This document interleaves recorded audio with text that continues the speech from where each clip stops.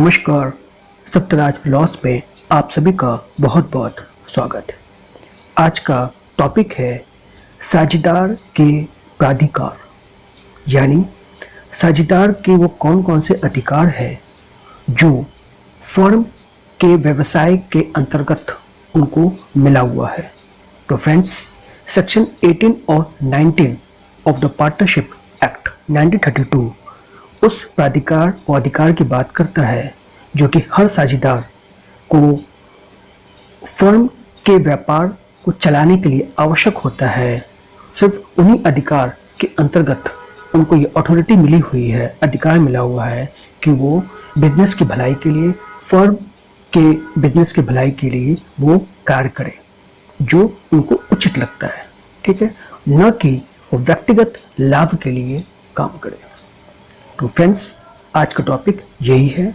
अगले स्लाइड पे चलते हैं और एक प्रॉब्लम के माध्यम से साझेदार के प्राधिकार के बारे में समझने का प्रयास करते हैं।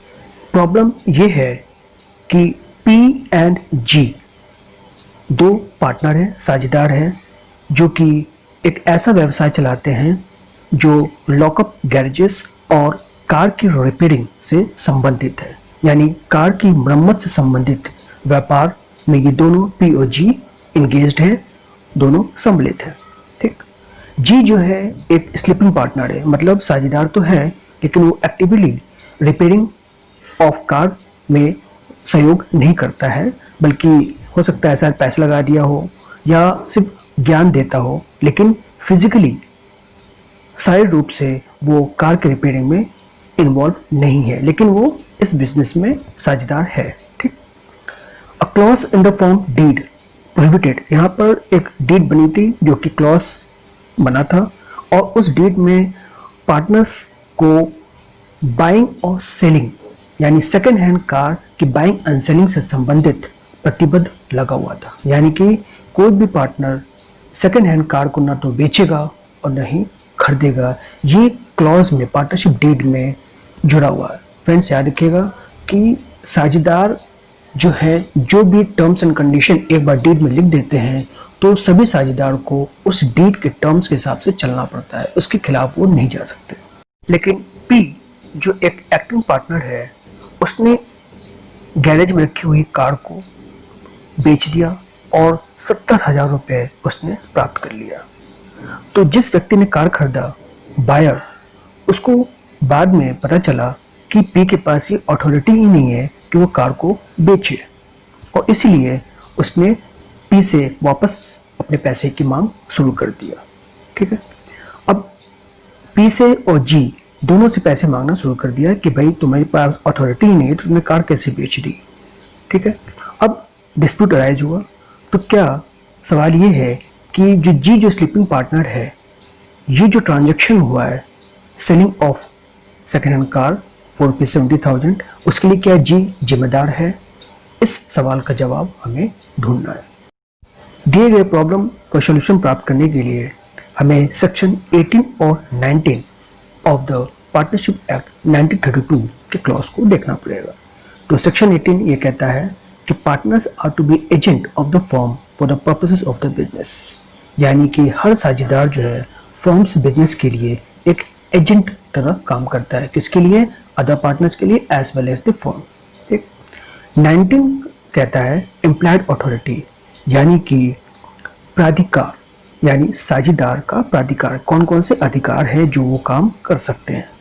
तो अंडर हिज अथॉरिटी, ये जो अथॉरिटी मिली हुई है, तो पार्टनर जो है वो act as agent of the firm as such, and the act of the partner done in the usual course of business of the firm binds the firm subject to section 22 of this act, यानी कि partner जो होते हैं वो agent होते हैं firm के भी और द पार्टनर्स के लिए भी, और जो व्यवसाय है वो समान प्रक्रम में अगर साझेदार द्वारा कोई कार्य किया जाता है तो उस कार्य के लिए पूरा फर्म जिम्मेवार होगा, यानी कि साझेदार की कार्य जो है पूरी फर्म को बाइंड कर देगा। लेकिन subject to section 22 of this act, यानी 22 के अनुसार काम किया गया हो, अगर उसके खिलाफ किया गया है तो बाइंड फर्म नहीं होगी, फिर जो साझेदार है वो पर्सनली लायबल हो। ठीक, सेक्शन 19 का सबसेक्शन 2 जो है वो कहता है कि अगर कोई यूसेजेस और कस्टम यानी प्रथा और रीति रिवाज ऐसा कुछ नहीं है, उसको छोड़ दिया जाए तो प्राधिकार के अंतर्गत दिए गए निम्न कार्य साझेदार के प्राधिकार में नहीं आते हैं। यानी कि साझेदार जो हैं वो एम्प्लॉयड अथॉरिटी यानी प्राधिकार के अंतर्गत दिए गए कार्य वो नहीं करेंगे। ठीक, वो कौन कौन से कार्य हैं तो अगले स्लाइड्स पे देखते हैं। सेक्शन 19 सबसेक्शन 2 के अंतर्गत दिए गए कार्य जो है वो साझेदार के प्राधिकार के अंतर्गत नहीं आते हैं और इसलिए ये दिए गए 8 एक्ट यानी 8 types of act should not be done by partners under employed authority। उसमें पहला है to submit a dispute relating to the business of the firm to arbitration। यानी व्यवसाय से संबंधित कोई अगर डिस्प्यूट होता है तो आर्बिट्रेशन को रिफर करने का पावर एम्प्लॉयड अथॉरिटी में नहीं आता है। दूसरा, to open a bank account on behalf of the firm to his own name. यानी कि बैंक अकाउंट फॉर्म के नाम पे खुल रहा है और उसमें अपना नाम डाला जा रहा है, ये भी साझेदार नहीं करेंगे। दूसरा यानी तीसरा, टू कॉम्प्रोमाइज और रिलिंक्विश एनी क्लेम और portion of the claim by the form. यानी कोई भी फॉर्म का क्लेम है उस पर न तो वो कॉम्प्रोमाइज़ करेगा और न ही कोई छूट देगा, क्योंकि ये पावर जो है सबकी सहमति से होना चाहिए। कोई एक साझेदार के पास ये पावर नहीं होता है कि फर्म से संबंधित दावे को या तो कॉम्प्रोमाइज़ के माध्यम से ख़त्म कर दिया जाए या कम ज़्यादा कर दिया जाए। कोई भी हेर फेर करने का पावर एम्प्लॉयड अथॉरिटी के पार्ट में नहीं आता है। चौथा है कि अगर फर्म के बिहाफ पे कोई सूट या प्रोसीडिंग फाइल की गई है तो उसको विड्रॉ करने का पावर भी किसी साझेदार के पास नहीं है। पांचवा है कि कोई भी लायबिलिटी अगर सूट प्रोसीडिंग में फर्म के खिलाफ जा रही है तो उसमें जो लायबिलिटी है उसको वो एडमिट नहीं करेगा। ठीक है, क्योंकि जो भी एडमिट करना है वो फर्म का लीगल ऑफिसर यानी जो लॉयर है वो करेगा।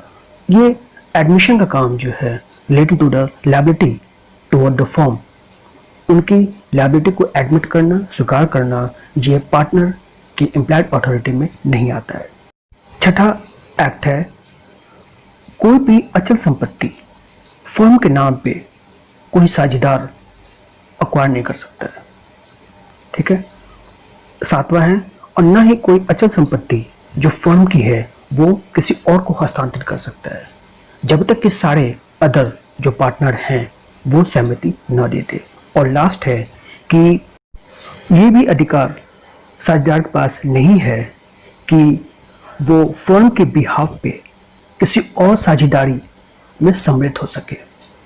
ठीक है, यानी एक फर्म में तो पहले ही पार्टनर बना हुआ है और वो फर्म के बिहाफ पे किसी और फर्म से साझेदारी नहीं कर सकता है। ये भी अधिकार एम्प्लॉयड अथॉरिटी में नहीं आता है। सेक्शन 22 ये बताता है कि एम्प्लॉयड अथॉरिटी यानी साझेदार के प्राधिकार के अंतर्गत कौन कौन से कार्य एक साझेदार on behalf of the firm and for the purpose of the business यानी फर्म्स व्यवसाय के लिए, फर्म के व्यापारिक गतिविधि के लिए कौन कौन से कार्य कर सकता है वो सेक्शन 22 बताता है। और ये भी बताता है कि अगर कोई साझेदार दिए गए कार्य जो 8 कार्य दिए गए हैं उनमें से कोई कार्य करता है तो वो कार्य जो है फर्म को बाइंड कर देगा। यानी कि जो एक्ट एम्प्लॉयड अथॉरिटी के अंतर्गत for the benefit of the firms business के लिए कार्य किया जाता है तो उस कार्य से फर्म जो है बाउंड हो जाती है, फिर उससे वो मुकर नहीं सकती है। और वो कौन कौन से कार्य है वो स्टेप बाय स्टेप हम लोग देखते हैं।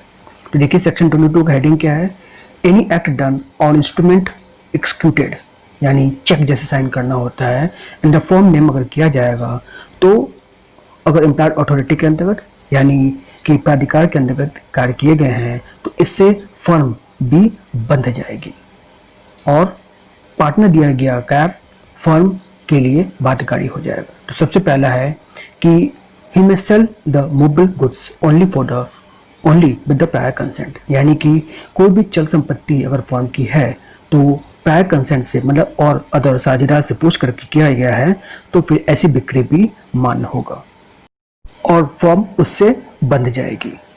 ठीक। दूसरा है he may purchase the goods on credit for the firm, यानी कि उधार पे कोई वस्तु फर्म के नाम पे खरीदी जा सकती है साझेदार के द्वारा।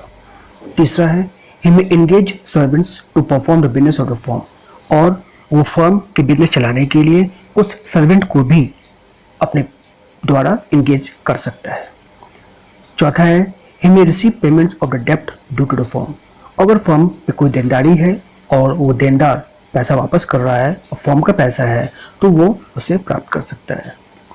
पांचवा है he can settle accounts with person dealing with the firm, कोई भी अकाउंट्स का लेन देन है, लेना है, देना है, डेबिट क्रेडिट है तो फर्म के लिए ही कर रहा है और फर्म का ही डेबिट क्रेडिट है तो वो उसके बिहाफ पे पार्टनर कर सकता है, कोई भी अकाउंट सेटल कर सकता है।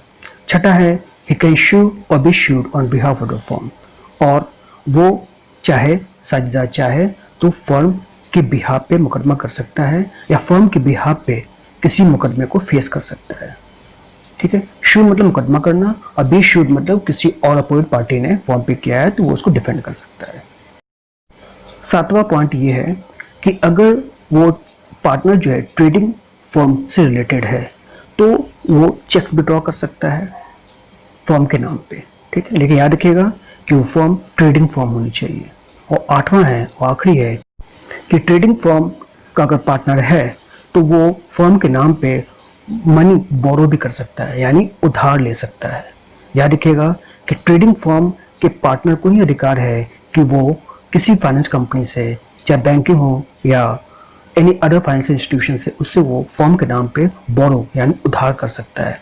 लेकिन नॉन ट्रेडिंग फर्म के पास जो है अगर वो बोरो करता है तो और उसके बाद मिसअप्रोप्रिएट कर देता है तो वो पार्टनर पर्सनली लायबल होगा, उसके लिए फर्म लायबल नहीं होगी। अब दिए गए प्रॉब्लम के सॉल्यूशन पे आते हैं। तो जैसा आपने देखा कि जी जो है स्लीपिंग पार्टनर है, पी एक्टिंग पार्टनर है और पी ने जो है सेकंड हैंड कार को बेच दिया और 70,000 प्राप्त कर लिया। तो याद रखिएगा इसके लिए जी लायबल नहीं होगा, क्योंकि वो जो फॉर्म है पी और जी का उसमें पहले क्लॉज लिखा हुआ है कि वो सिर्फ कार की रिपेयरिंग का काम करेंगे, कार की सेलिंग और बाइंग का काम नहीं करेंगे। उसके बावजूद जो है एक्टिव पार्टनर पी ने कार को बेच दिया है, पैसे प्राप्त कर लिया है। तो इसके लिए अगर बायर ने पैसे डिमांड की है तो उसके लिए सिर्फ और सिर्फ पी लायबल होगा, पर्सनली उसके लिए पूरा फर्म लायबल नहीं होगा। And that's it. Thanks for watching this video. अगली वीडियो पे हम नए प्रॉब्लम विद सॉल्यूशन और उसके प्रोविजंस के साथ आपके समक्ष प्रस्तुत होंगे। तब तक के लिए जय हिंद, वंदे मातरम।